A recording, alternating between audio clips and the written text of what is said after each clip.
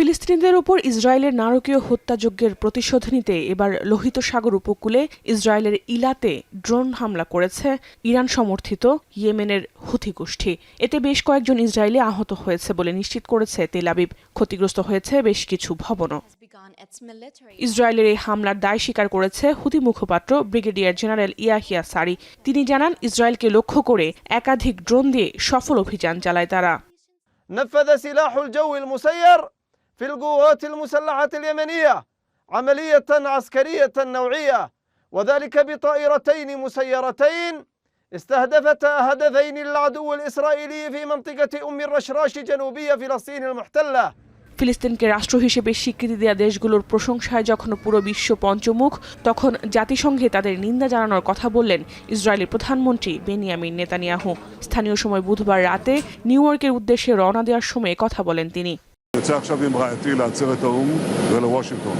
בעצרת האו"ם אני אומר את האמת שלנו, אזרחי ישראל, האמת של חיילי צה"ל, של המדינה שלנו.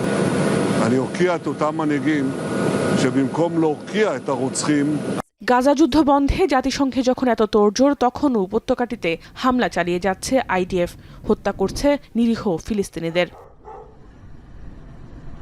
এদিকে গাজার উদ্দেশ্যে রওনা দেওয়া ত্রাণবাহী জাহাজ ফ্রিডম ফ্লোটিলার বহরকে নিরাপত্তা দিতে যুদ্ধ জাহাজ পাঠানোর ঘোষণা দিয়েছে ইউরোপের দুই দেশ Italy O Spain. Adesso, ministro Tajani, che è qui, se volete eventualmente altri approfondimenti, sta lavorando a un'altra proposta di mediazione, che è consegnare questi aiuti a Cipro. Y que se respete el derecho de nuestros ciudadanos a navegar por el Mediterráneo en condiciones de seguridad. Por eso les informo de que mañana mismo zarpará desde Cartagena.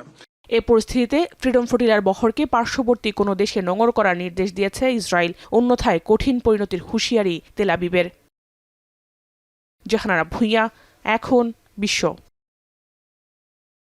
বিশ্বের সর্বাধুনিক প্রযুক্তিতে প্রস্তুতকৃত Arik silver wash detergent powder 500 গ্রাম মাত্র 70 টাকা। Remark.